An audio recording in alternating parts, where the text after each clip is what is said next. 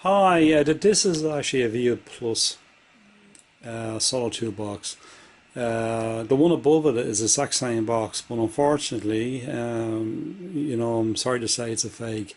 Now, I've seen this on the market, people saying about fake boxes, and I said that actually that I won't be cut out with this. I'll be careful, but it's so well and so well done that it's very hard to notice a fake box from an original unless you're prepared to open up the box and see the electronics. We'll get to that in a second, but at the moment I bought that second box solely for a bedroom. The one at the bottom, as I said before, she never let me down once, and I said that I'll have that as a backup for somebody that actually is staying with me. They'll have their own box upstairs. But the couple of things I've noticed with the box, when I actually tried to do a firmware, it wouldn't work.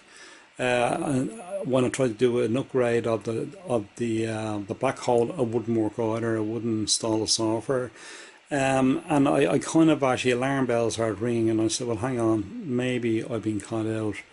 It was only £100, but it's £100 obviously actually I can do without losing. Now on the box on the top, there's a couple of small things. The front of the box, you could never know it's a fake or not. I've gone through like a fine tooth comb, and I can't actually see any difference in the front. But at the back, you can make your own mind up on this. But as you can probably see on the back, the color of the screws is different. This here as well, actually, where you have the CE mark is there, but on the fake box the other marks are gone. Also, the dullness of this here, the Dolby manufacturer marks, compared to the brightness of that. Also, any writing on it is dull compared to the that's the original box there, and then you have obviously the fake box. You can see how dull it is. Now, another thing as well is you can see the F connectors. You can see that these F connectors come out quite a lot. On the original box, they don't. Now that's the major difference I've seen the back of the boxes. It still wouldn't really put me off buying it, because if it was a genuine box, this wouldn't be a telltale sign of a clone.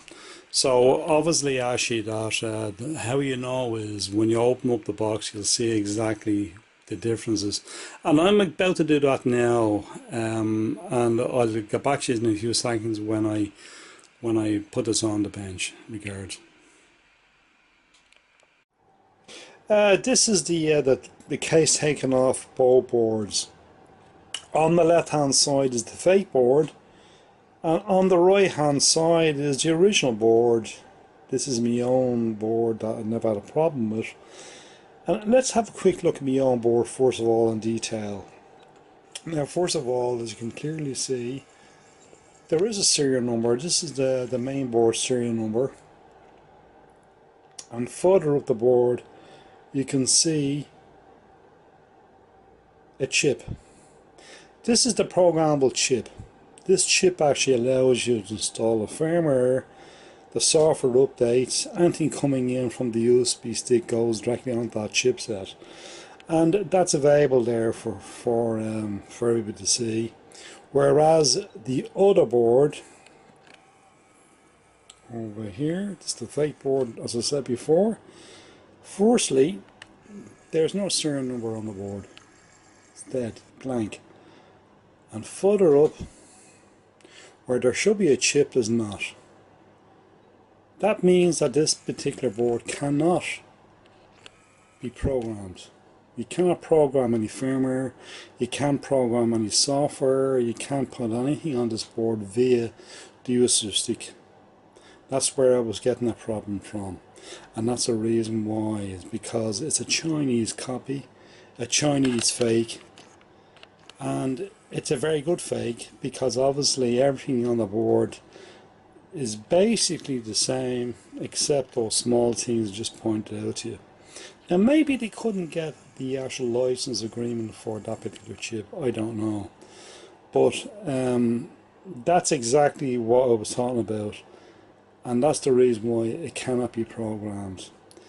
Now I have further detail in this particular chip and what it consists of and what it does, and I'll give you that video now in 1 second when I finish off this. So that's really the two reasons why never buy a fake if you can possibly help it, or a clone board.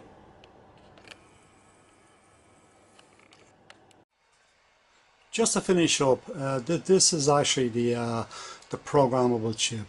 This is the chip that's required to accept anything coming in via that USB stick, as I said before, in the front of the machine. It allows you to install the software, the firmware updates, anything at all coming in that's programmed into the unit has to go onto that particular chip. Unfortunately, the clone machine, or rather the fake machine, doesn't have that facility because that's a blank space inside the unit where it is a chip in the original box. Now unfortunately the market is flooded with third-party devices that claim differently than what they really are. And of course, actually, obviously, that the VU Plus is no exception to the rule. Unfortunately, if you find out that you don't have this chip in your machine, it becomes a redundant unit. You just bin it, and there's no function whatsoever. And unfortunately, actually, that the market out there is full of these boxes, and I hope you don't get caught out as I did. So I hope you've learned from this. So look and listen. Thanks very much for listening to this conversation, plus the fact of watching the video, and I hope you learn from it. So have a good one. Thank you. Bye.